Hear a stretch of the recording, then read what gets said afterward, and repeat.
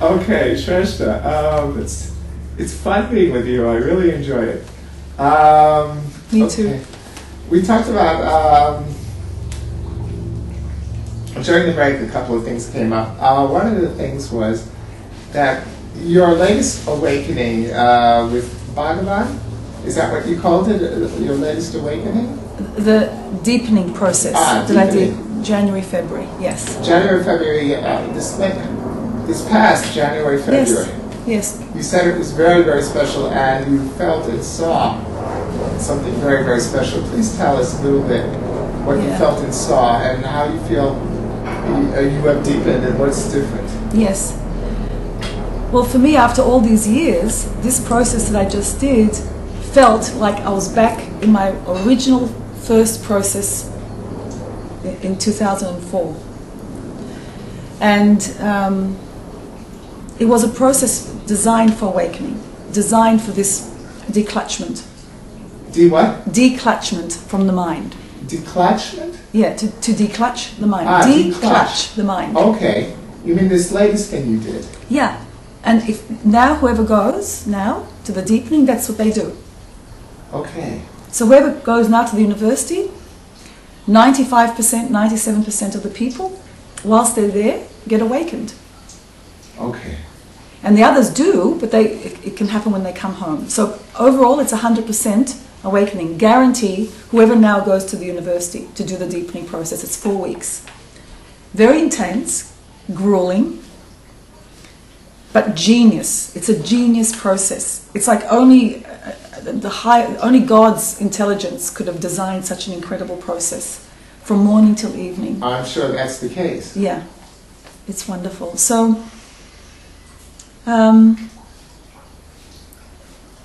we did a lot of processes of emptying out, healing, releasing, forgiveness, working with ancestors. Which is very interesting. Yeah. Yes. Yeah.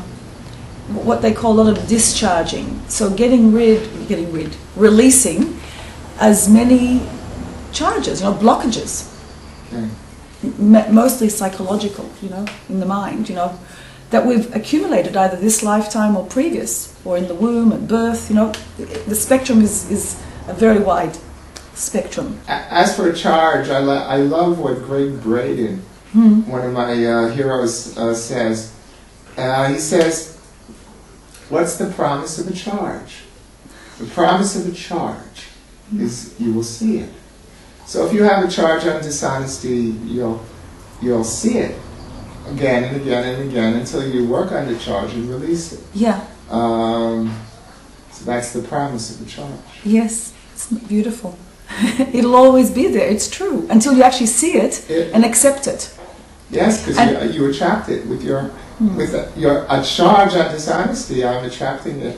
That charge will attract it into my life over and over and over again until I look inside and, hey, I have a charge on dishonesty that's attracting exactly what I don't want. So because something would have happened, you would have been hurt by it somehow. Yes. And then that hurt is crying out to be healed. Yes. To be heard, to be listened to be embraced. And it leaves the charge. Yeah. The hurt has left a charge. Yeah. Yeah, exactly. So we were doing processes for 28 days, freeing ourselves of all the accumulated charges from this lifetime, previous, and so forth. So it was very intense. But of course you're carried by this incredibly, this light, intense light and love and vibration of acceptance. I mean, it's the most fun place, the best place on earth to do something like that. So people have the ability to go deep, deep, deep into themselves and accept themselves, see and release effortlessly. Indeed. I just want to point out, Braden talks about 3 universal charges. Charge of being abandoned. Almost everyone has that. Yes. Charge of not being good enough, not feeling worthy. Almost everyone has that. And there was a third one, but it slips my mind. So we all have these charges, and until we do the work, they're in our face. They're born from the self. Okay. And part of this declutchment from the self. Because in reality, there is no self. Yes, the self. It's an illusion. It's an illusion.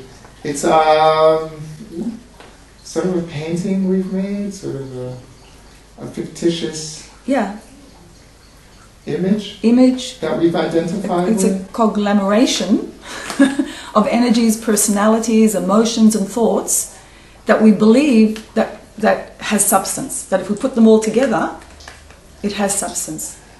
But you know... but in reality, it's not a separate entity.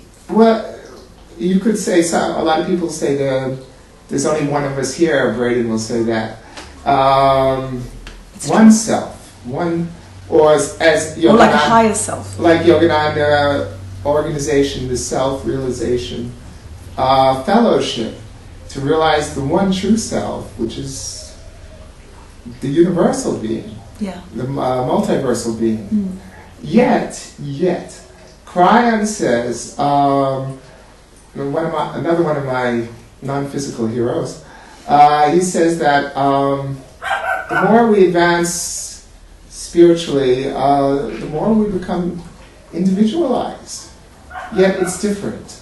At the same time, we lose false self, yet individuality doesn't go away. And, like Jesus has a different individuality than Babaji, than we were talking about Master Shah. They all have a different energy signature than Bhagavan and Amma. The individuality is there. Without the illusion of false self. It's the individual expression of God. Yes. It's wonderful. God manifesting in so many billions of ways. It's just beautiful. And one of the Seth books by Jane Roberts, I'll never forget the subtitle of one of the books. It's the subtitle is The Eternal Validity of the Soul. So that, to me, speaks of being individuality being valid,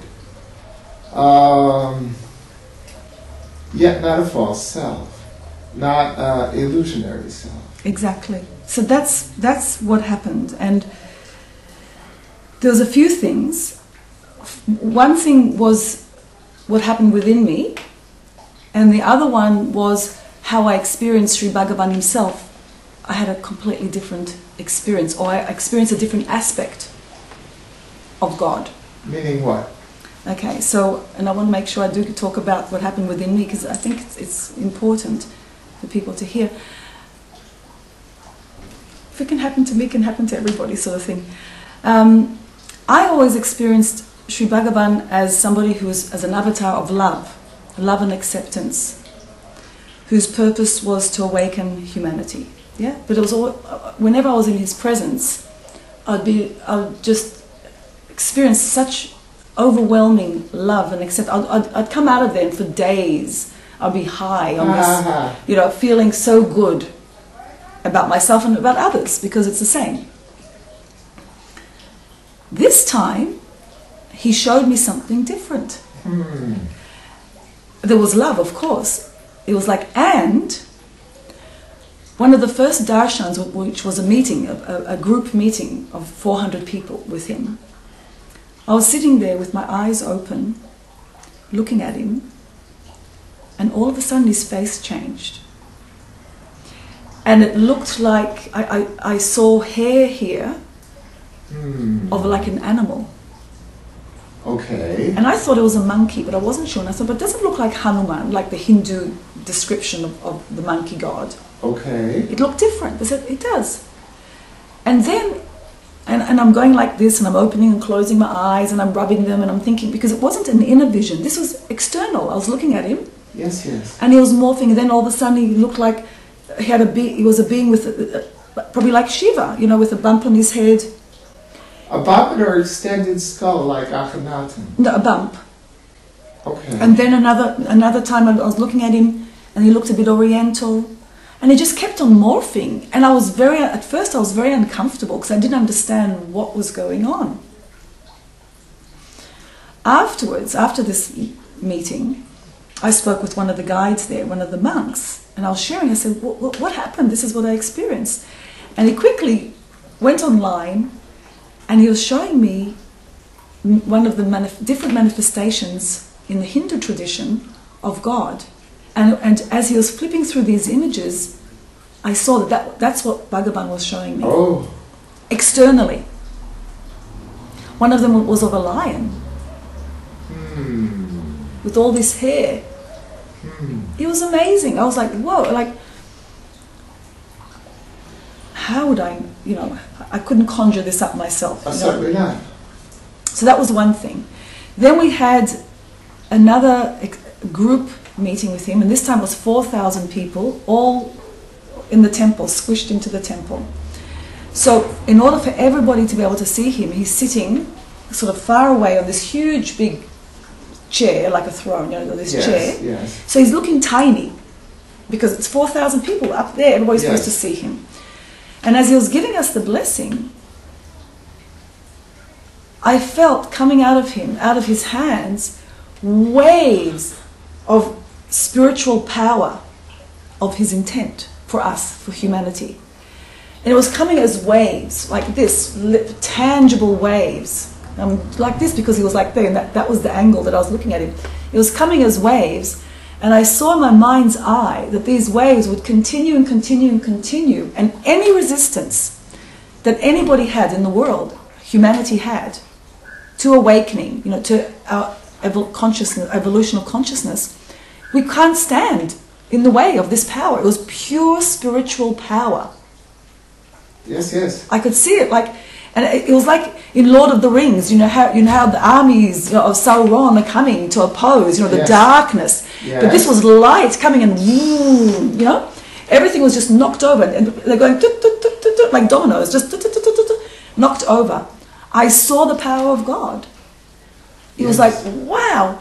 Ultimately, nothing can stand in its way, in the way of God's will. Ultimately is a key word, because things will take time. Yes, but that's destiny. Yes. That was our destiny as human beings, and to see that, and to, it's like he was comforting me and showing me that I can fully surrender. I can have complete faith and trust that ultimately light will win on planet Earth. Oh, I'm sure of that. So to see that and to have that experience was for me, was very important. By the way, it strengthened me. People could have that experience by watching Bhagavan give the Diksha every Saturday evening on the internet. Through the Oneness University. Through the Oneness University. Site, just go to the Oneness University. Yeah. .org or whatever it is. And I kind of feel that the power that you're talking about. Experience it myself every week. Saturdays. It was so strong. Yes. I was bawling. I was crying out of relief, like the comfort, the security that it gave me. That all is well. All will be well. All is well in our world. Apparently I needed that, otherwise that experience wouldn't have been given. So that was part of my awakening. Apparently so.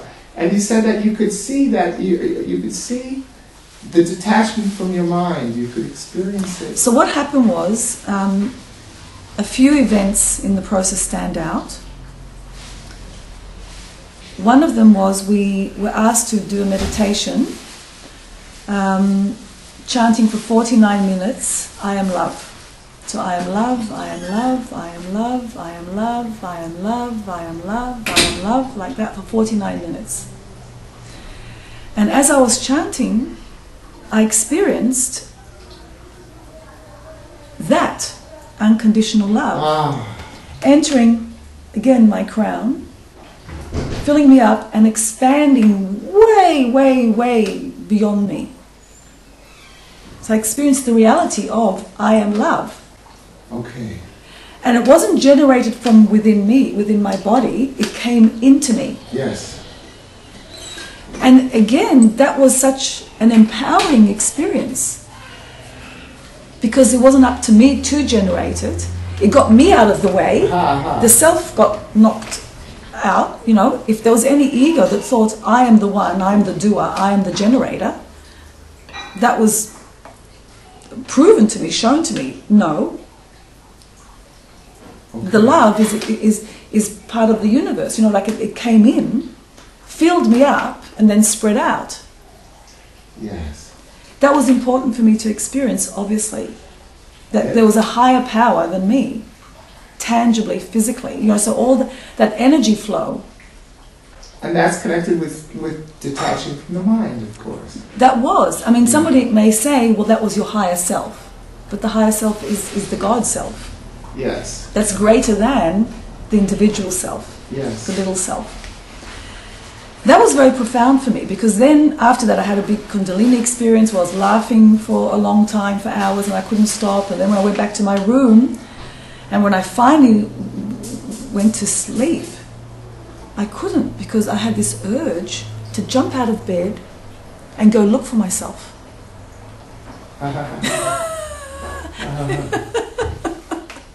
And I thought, this is unusual, something happened here.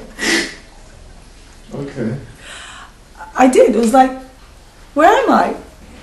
I had to stop myself from throwing off, you know, the sheets and jumping out of bed and literally going to look for myself. You know? So I knew something had happened in that experience. You felt new. You felt new, like a new person? What do you mean look for yourself? What does that mean? I'd left. What do you mean?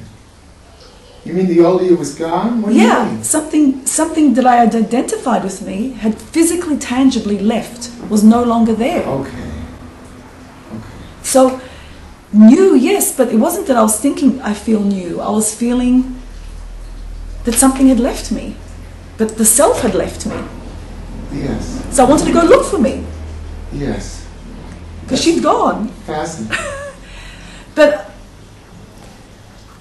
so that was within the first week or so, or 10 days. And then the process continued. So we had many, many processes of shedding, discharging. And then in the final day, the last process that I did, we were chanting for 49 minutes. There's a significance to 49 minutes. I'm existence, consciousness, bliss. The essence of who we are. I'm existence, consciousness, bliss. I'm love, you know. And again, some part into it, I found that I wasn't able to follow. I wasn't able to say it. I kept on stopping. I was disconnecting. I was going somewhere else. And then all of a sudden I had a huge pain in my heart. Huge pain. And then it started going down my arm. And I'm like, okay, that's it. This time I'm having a heart attack, you know? Because I've had those pains before. So it's like, okay. So I'm sitting there. I can't even say I'm existence, consciousness, bliss. I'm focused on this. Yeah. And I surrendered. It's like, okay, if I die, it's okay. I'll continue. I'll die and I'll continue. It's okay. Yeah.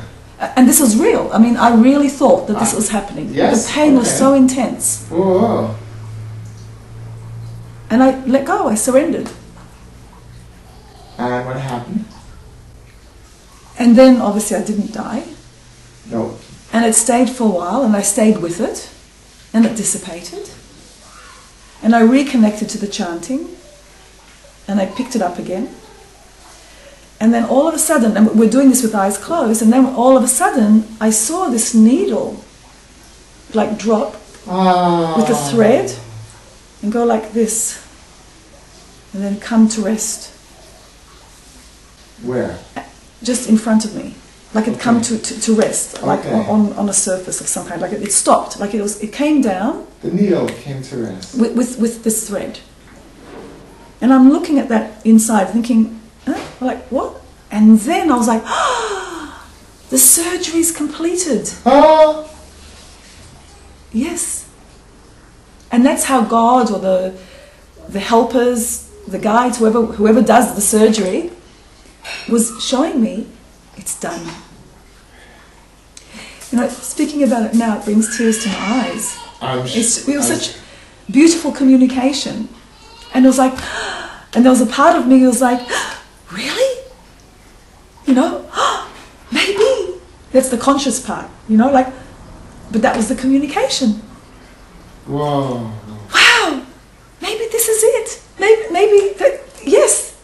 So then, after that, we had another 21 minutes of giving ourselves diksha. And again, by that stage, I was just crying and crying and crying out of gratitude. Because I felt it was so. It was done. Whoa. And then the following day at the university, they have a big ceremony and they announce who's awakened and so forth. And that was it. And I knew that's when I was told. That's when it was the final, maybe it was the final stitch. You know, the final was done. You know, you used the phrase detachment from the mind. Declutchment. Declutchment. Yes. Drunvalo, another one of my favorites, he talks about what's happening now, finally, after a long time of separation between mind and heart, is now we're having a merging of mind and heart. And so when you, emerging, which means finally heart is going to be big in the picture, even bigger. Yes. When you talk about declutchment from the mind, I hear the same as Drunvalo's merging of mind and heart. And when you talk about a needle and a thread coming down in front of you, that makes me think of a merging of true mind and true heart. And not like the mistake I was making before, not a detachment of the mind, but a merging of mind and heart. So for whatever that's worth. Yeah. Because a needle and thread is a symbol of merging. And that will be the declutchment when you bring in the heart finally. So, an amazing. Thank you, Shrestha. To support that could have been something, some deep hurt or something may have left my heart, and that's why I experienced that pain, so that there could be a merging. Yeah. Yeah. We don't know really what's going on. We just know the result of it. Okay. Shrestha, a few basic things, and then I want to get into your other passions, which I'm also fascinated and passionate about. But basic things. How did you go from being born in Melbourne, Australia, to living in a kibbutz as a child? That's already my childhood history. Okay, we don't have to go there. Yes, we can go there. At the age of 8. Yes. Just the bare details. Yes. The age of 8, my father had died, and my mother was, I think, struggling to take care of me. So, and she'd been a Zionist of a kind. She actually was in her early childhood, when she was young, and she was a Polish Jewess. Yes. Who identified very much with communism. Yes. And she was an idealist in that sense, and she felt that the world should be one, all of humanity are equal. Yes. And she never made, she later on made Aliyah, but at that stage, she still had a lot of feeling for Israel. Yes. A lot of her friends from childhood migrated and made Aliyah to Israel. Yes. So we came to visit. Yes. Here, and I had relatives that lived on the kibbutz. You and your father? No, my father had already passed. So you and who? My mother. You came to, you and your mother came to We came to visit. Yes. Some relatives on the kibbutz. Yes. And at the time it seemed a good idea for her to have me there like a boarding school. Yes. Until she made Aliyah. Okay. So that's how I came. So I was there for a while, and then she did. She came and she was here in Tel Aviv, and I moved to live with her in Tel Aviv. Okay. And then after that I went back to Australia again. As a teenager, as an adult? Teenager I was here, but as adult I went back. Okay. Okay, just for clarity. So that's how I know the Hebrew. Okay, yes, it is. And because I came at such a young age, and this was a kibbutz, as you know, the tradition at the time was we spent a lot of time on the land. We walked a lot. This was a kibbutz from a Shomer HaTzeir. Yes. So we walked the land a lot, and Yes. I connected very deeply to the land physically. Yes. That way. And also, there was a lot of ideology at the time. Yes. Everybody were really here for building the country. Yes. And I absorbed those ideals and that feeling. Okay. And also as a child, I was very influenced by all the stories, the biblical stories. And till today, I'm very inspired by many of them. As am I. And they help me. And They give me strength to do what I'm doing. deep richness and power, and really, you're following in the footsteps of powerful women, matriarchs and prophetesses like Deborah. Absolutely. Okay, and okay. So now let's get into some of your passions. You know, it's interesting. You were talking about. One thing that healed for you in this latest trip, deepening with Bhagavan and Oneness University, is release of needing to be thin like a girl, to have the body of a girl. Yes. And we were talking about it, and I raised the subject that this is sort of a cultural obsession, obviously, sickness of women all over the world, that they have to be thin like girls, and if they're not, something's wrong with them. And you feel, and this is actually part of something called the wound of Isis. And I want to get into Isis in Egypt in a minute, because that's a subject that fascinates me. So this is a big release for you, to feel good about your body. And to be able to eat what it was an understanding, again, because I can see now. I can see. I'm not afraid to see. So things arise and I can see them. Yes. Whereas before I couldn't see. It's like myself or whatever was there, the charges were hidden. Because there was a resistance, there was a rejection of them. Of what? To see. To see what? Whatever was there. You mean hard stuff? Obviously. Because we're afraid, like you said, we're afraid of being abandoned. We're afraid of being unworthy. We're afraid. Yes, we're afraid. All these things. So so it's hard for us to see things that could prove to us that we are that. Yeah. Yes. Or we'll bring up that from childhood. Anything that's close to that, we stay away from. Yes. So there have been fogs. You know, we all have fogs inside ourselves. But now, because of this declutchment, I'm not afraid to see. So I can see. And you're not afraid to eat without fear, is that it? No, nothing to... just the first step is whatever comes up, I can actually see it without running away. Okay. I can see it, and I can actually see it, and I can have that inner integrity, I can have the courage to see it for what it is. Because I'm not afraid of being hurt, I'm not afraid of being abandoned. Nothing's going to happen if I see. Because I just see. It doesn't mean you're not good enough. It's not going to mean anything. Yes. Exactly. So that's what's happened.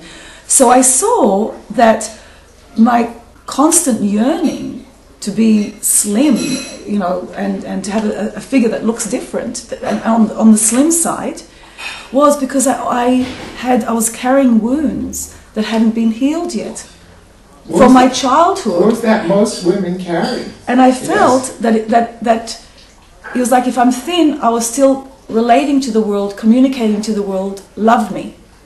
Love me. I still needed that love from mommy and daddy. Love me, because I didn't get it as a child.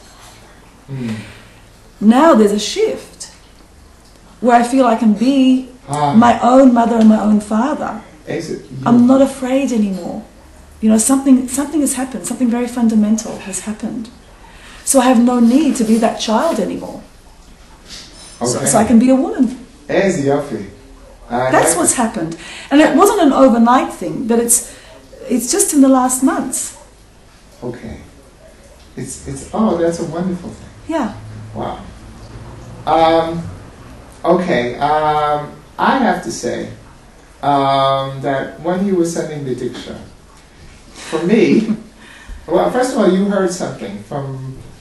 What did you hear? Tell us what you heard. Yes, because as I was giving the Diksha, I could see the energy also going to the land. Yes. It was very obvious. Not only it was to the land as well. Yes. And then it was the land speaking, saying it's to her and to her people. Okay. It became the land is a she, her and her people. There was her people, and her people is everybody who's here living on the land, Maybe on also, her, with her. Maybe also the fairies in the David realm. Whoever's here. Yes, and the animals, and yes. Okay. But she did say her people. She did say, her people. We can be specific. Okay. Yeah, she did say her people. Well, maybe it's a people in the wide sense of the word, like the Native Americans talk about tree people and stone people, and whoever's here, whoever has been here, whoever's left a footprint. Okay. Or an energy in the crystalline grid, as Brian would say. Okay, I have to say, when you were doing it, I had my eyes opened part of the time, and your face and head were morphing for me. And one of the things I kept seeing, it seems to me, is an Egyptian lady. You know, one of those Egyptian hairstyle and something very, very powerful Egyptian.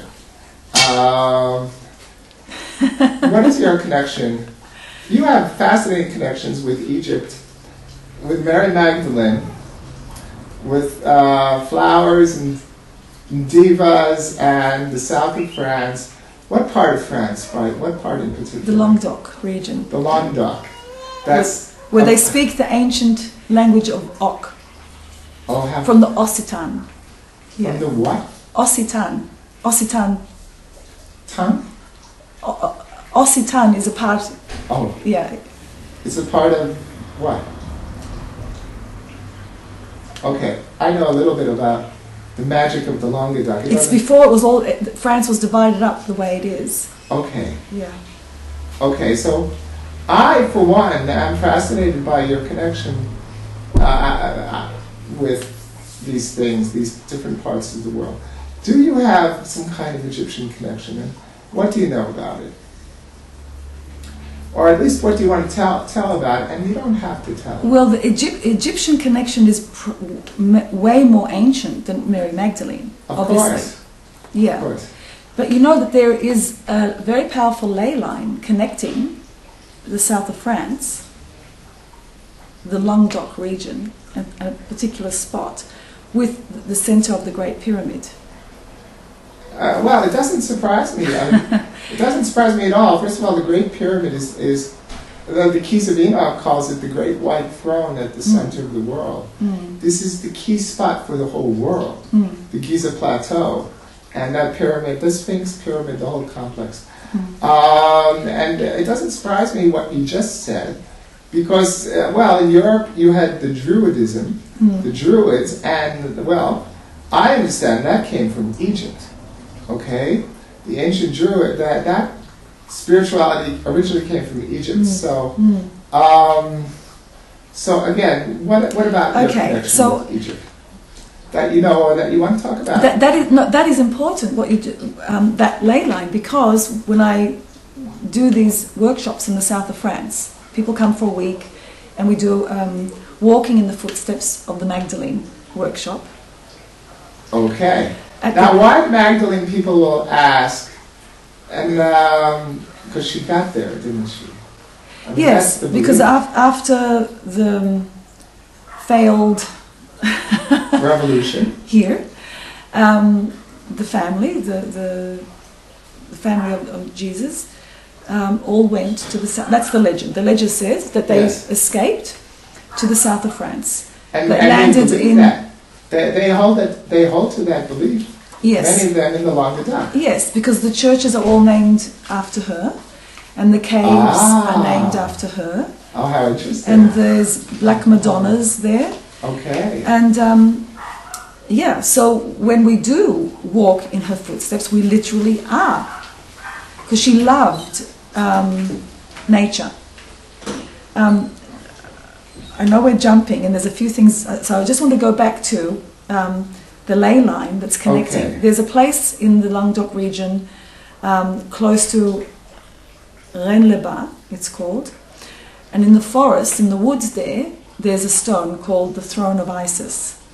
Okay. And it's a stone that's sitting on this powerful ley line, and it's been carved out, we don't know when, and you can actually sit on it. So that's why it's called the Throne of Isis. Which you've done, of course. And I do initiations there, connecting in with Egypt. So it's the merging of the sacred divine feminine through the Mary Magdalene with the ancient Egyptian goddesses. Yes, with that lineage of Isis. And prior to Isis, of course, was Sekhmet. And prior to all of this, I used to... Sekhmet, the lion... Goddess. The lion goddess Yes. of courage. Yes. And compassion. And compassion. Well, cœur in French, as you know, is heart. So courage and compassion Yes. are completely connected. Yes. Yes. Only And- the courageous can be compassionate, can love. Yes, continue. Yeah. Yeah. So when you're saying that, it's like in the heart. Yes. So, and prior to India, and prior to the first time I went to the south of France and discovered that, I was teaching the second Reiki. So, Yes. which is based on Sekhmet and her energies. Reiki? Yeah. Second Reiki. Second? Second. Like from Sekhmet. Second. Oh, Sekhmet Reiki. Yeah. I But never heard of second, because if you Sekhmet. take out the vowels, because the ancient Egyptian language was like Hebrew without the vowels. Okay. You wrote it without the vowels. Yes. So it's Sekhem. Sekhem. Okay. Coming from Sekhmet. And it means power. Okay. It means power. And it's designed to develop the human being, to develop the consciousness. Of course, it's a healing modality, but ultimately it also works with the Kundalini energy to bring one to awakening. Okay. Which is what they used to do, the initiations in ancient Egypt. Yes, for sure. So I have the connection with her. Yeah. That flows through Isis, leading us to Mary Magdalene in the south of France. Also, one of my favorites, Barbara Han Clow, she says that Mary Magdalene was actually Initiated. initiated Yeah. into a priestess in the cult of Isis. Yes. So that's a direct connection. Certainly, Jesus lived Jesus sort of followed the Osiris symbology, mythology, being killed and rising from the tomb with full power, Yes. light, and love. So there's a huge connection, actually, between Egypt and Christianity, Egyptian spirituality and Christianity. Most people are not aware. And there's a huge connection between Egyptian spirituality and Judaism as well. The Magen David, the Star of David, actually predates Abraham, and it's from Egypt and Atlantis and goes way back. So I have an interesting yes. a fact to say about the Star of David and oneness, because as you know, it's the symbol for the heart chakra. Yes. And Sri Bhagavan was explaining to us that with awakening, people awaken through different chakras.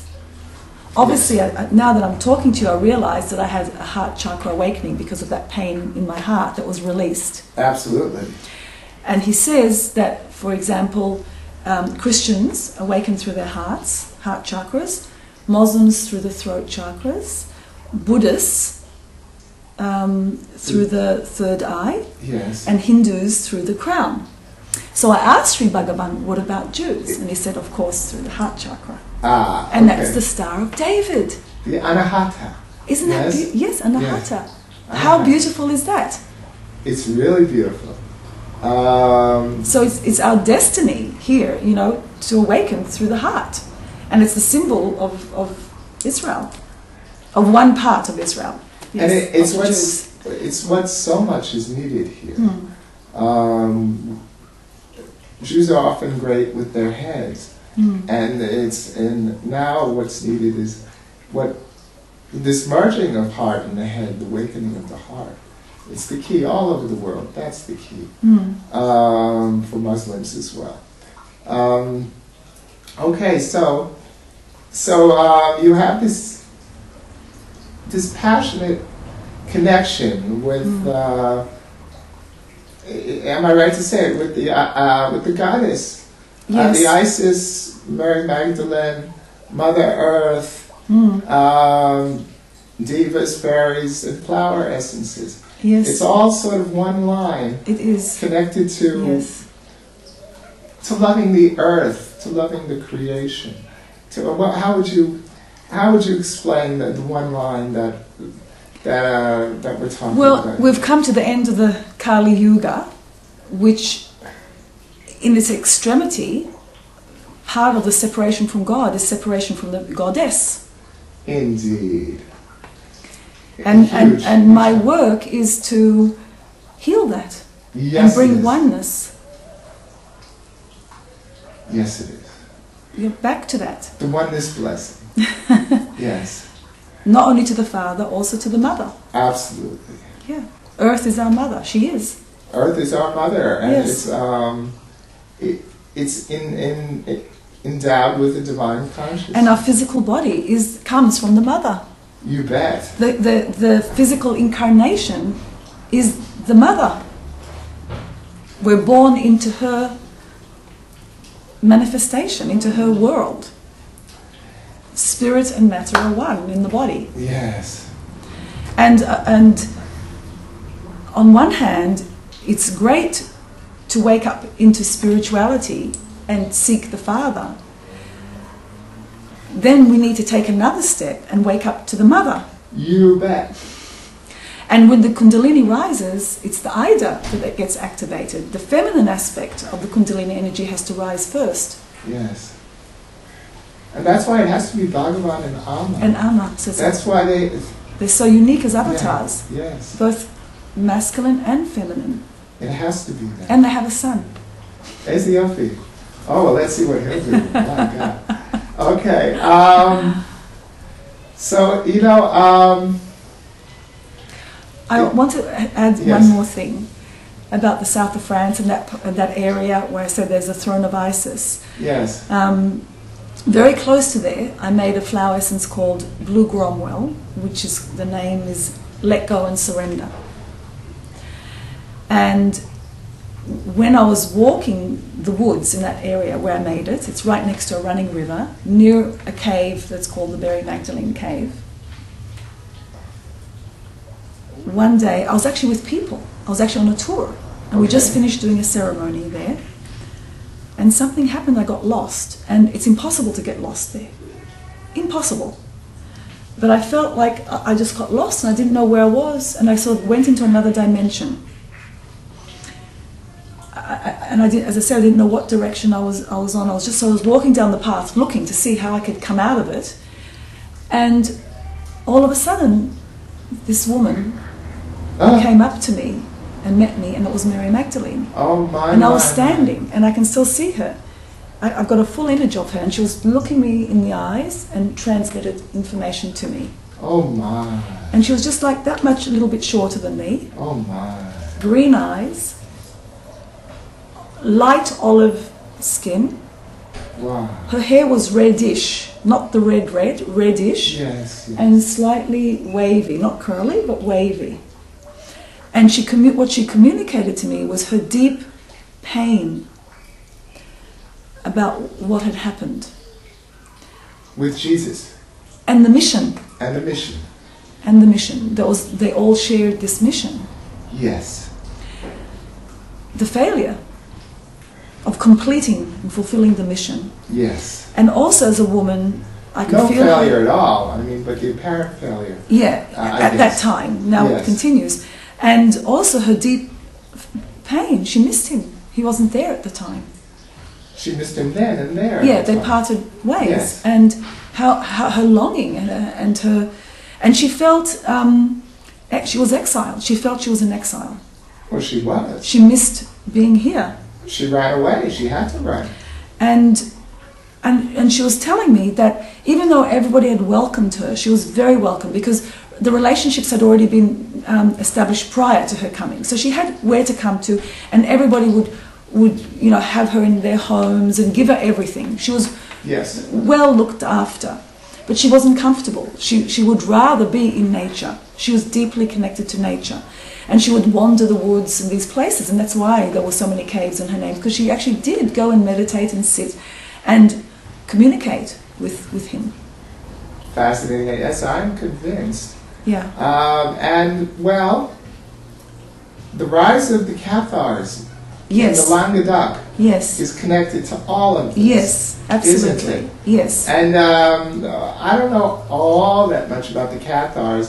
I know men and women were shared equal in the leadership Exactly. and in the tasks of the community. Yes. I know they were Gnostics, and their understanding of the Jesus and the Jesus story was very different from that of the Roman Catholic Church, Yes. which is why the Church hated them so much. Yes.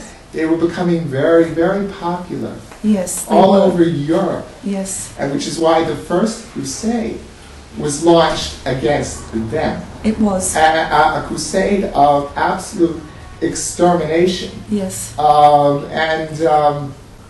It's a very sad story. The first act of the Inquisition was in this region, in the Languedoc region. Yeah, they were going after the Cathars. Yes. First and foremost. And then the Templars Yes. after that. Yeah. And the Jews, we all got Everybody, it. yeah. And it went on for hundreds of years in Catholic countries. So, Inquisition only stopped about 100 years ago. correct. That's how long a period it reigned in Europe. Correct. Terror. The reign of terror. The burning of witches, of women and calling them witches. All of that was part of this. So I'm sort of in love with the idea of the Cathars. And they wore blue, I understand. Well, I read that. That they wore blue. They were Gnostics, and, well, what about the Cathars? What about your connection with the Cathars? What about it seems kind of a tragedy, well, it's definitely a tragedy, but it seems kind of a shame that was wiped out back then and there, and that the bad guys won, seemingly. Yes. So what is your understanding of all of that? Well, they were. And they did instigate a reign of terror, which suppressed mainly women. Men as well. The Catholic Church. Yes. And, men as well. And terrorized the Jews. And till today, and murdered the Jews too. Yes. Till today, when I do healings with people, or even diksha, and people are starting to do processes, the fear of speaking up, the fear of expressing themselves, is always there. So often, like 99%, it's there with women. It's amazing. It's still there.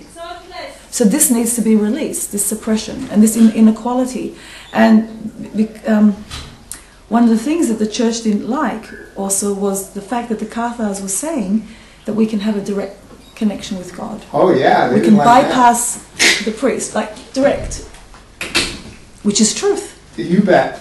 Yeah. And they didn't like that at all. No religion likes that. No religion likes that.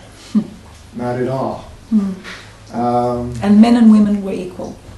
Yes, they were. And Sri Bhagavan is the same. He has both female monks and male monks of equal standing.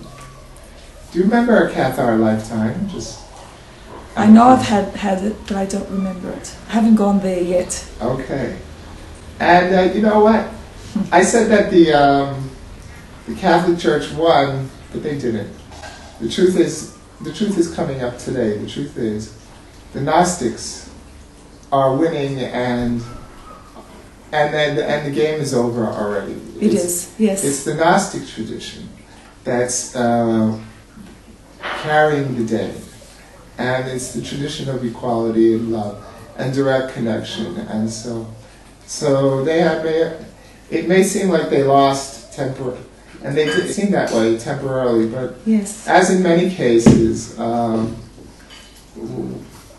there's much more than meets the eye in these stories. And okay, what about perfumery? How did you get into the essential oils? Yes, the essential oils. How did you get into that? And what does that mean for you? And what is your own unique? Because I know you bring a very unique aspect to your work with the essential oils. Yes. I have one of my greatest passions. I actually studied aromatherapy in my 20s. Okay. And aromatherapy in skincare as a beauty therapist, and also aromatherapy massage. And then I left it. I did that, and there's a whole story. I left that world of beauty therapy, and I left that behind. And when I was living in the United States, I went to live in the United States in 92. Around 95, I had this resurgence in me of wanting to use nature, substances from nature, not for the skin or for the body, but actually for spiritual growth. And it came to me that there has to be a way to use essential oils for enlightenment. Yes. So I started searching. And that's ancient, isn't it? That's very ancient. Yes. That's what Sekhmet also was teaching. Okay. Yes, this is very ancient. That's what the Egyptians were using.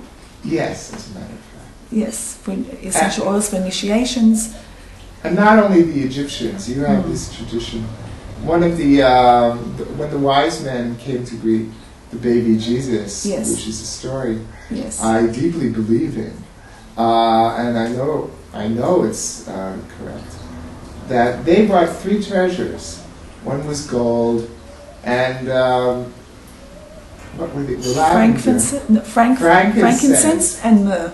And myrrh, which are precious essential oils. You betcha. These were resins. Okay. They brought the resins, yes, and from the resins you make the essential oil. Yes. Sacred. So, with gold. Sacred. And I'll tell you the qualities of them. If you like, yes. The myrrh, yes, if you put it on the body, if anybody now uses an essential oil of myrrh, spiritually, so they anoint themselves, it helps one step into the consciousness of being connected to the macrocosm versus the microcosmic self. So the macrocosmic self versus the microcosmic self. So it helps one expand beyond the small self into the global self. Okay. That's oneness. Okay. And that was Jesus' mission. So it's fitting that he was given yes, the myrrh. Absolutely. And the frankincense does many things. It helps to balance both hemispheres of the brain. So the brain's working as a whole. Male and feminine, masculine and feminine are integrated. Yes. But it also helps to heal and open the heart chakra. And he was an avatar of love. Yes. So if we use those in that way, it helps us in meditation and to go within, and also helps us develop the heart chakra. Yes. Okay, so... And I always like to say this, and gold, we produce gold in our hearts. And gold is an element, yes, within it's the highest element. Yes. And also connecting us with the golden ball, the golden light, it's the highest element. Okay. Highest frequency, yeah. Yes. Okay, so you knew that you could use, you intuited that you could use the essential oils for spiritual growth. Yes. And for strengthening, let's say, the chakras, right? For strengthening the chakras, through opening them, cleansing them. Yeah, and expanding them. Yes. And I started looking for a teacher. Yes. And originally, at first I couldn't find one that I was basically happy with. There are many, many books written about using essential oils energetically, but nothing appealed to me. This is personal, but nothing appealed to me in a way that I felt there was a science to it, and I could actually use it as a modality and trust and rely on it. That if I took this oil, I know I could get this result. You know, if I took this oil, used it with somebody, applied it, I could tell them, yes, as a result of using this oil, energetically, you're going to release this emotion, or you're going to have this, develop this spiritual awareness, or awareness of consciousness. So then, after searching for a few years, I found my teacher, a woman named Millie Austin, Okay. who actually lived in Austin, Texas. Ha ha ha. Okay. And I went and I did quite a few years of studying with her, of how to use essential oils energetically for healing and for spiritual advancement. And she taught a therapy in two ways. You can either apply them fully on the body, anointing and massage, not massage like we do aromatherapy massage, but actually using them on the body fully, like they used to in Egypt. And taking baths with them. Yes. And this is full immersion baths where the whole body, so all 7 chakras are under the water, Yes. and only the nose for the nostrils and the mouth are out so we can breathe. Yes. And some people can even take it to the extreme if they have a large bathtub and completely sink and have, you know, goggles, what they're called? No, yes, breathing. snorkels. Yes, snorkels, yes. Yes. So what happens is that you're in the bath, so in the element of water, you have salt, and I like to work with Dead Sea salts. Yes.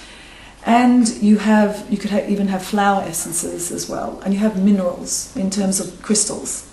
And then you have a special formula of a combination of essential oils in the bathtub, and you soak Yes. for as long as necessary, according to the individual.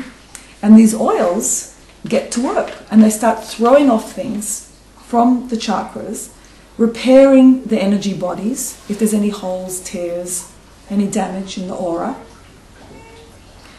and healing. Okay. Wow. And people do series of baths and make huge shifts. So once I started working with the oils in that way, in such a focused way, there were times I'll do a bath a day, twice a day. Why not? So my own growth, instead of being, you know, like that, went like that. Yes. It was huge strides for me. And so out of that knowledge and out of that experience working with her, I have asked over the years to connect with certain beings of light and certain energies, and to give me formulas. Yes. So I've developed certain blends with formulas based on what's been given, channeled. By Mary Magdalene, among others, isn't it? I have a Mary Magdalene essential oil. Yes. Yes. I now have a new Jesus, Okay. and I call it Yeshua, essential oil, which I haven't released yet. Okay. You'll have a smell of it today. I brought some. Okay. I have Bhagavan oils that have been blessed by Bhagavan. Okay. Wow. And the formulas for those, I put it out, I say, you know, I want this. This is what I put out an intention. This is like what I'd like to do. To get the formula for the Bhagavan oils took 3 years. And one day was the right time, the right day. I was sitting on my bed at the Oneness University campus. And it was like the formula literally dropped from the sky. It was like, this is what you need, all the different oils for Amma. Right. And then the next one, all the different oils, the formula for Bhagavan. Yes. That's how it comes. An ancient science. Yeah. Yes. An ancient art, Yes. which you are rebirthing. Yes. And it's been activated somehow. Yes. Reactivated. As a yogi. What's there. As a yogi. And I love it because to be these formulas, these oils, they transcend. There's transcending.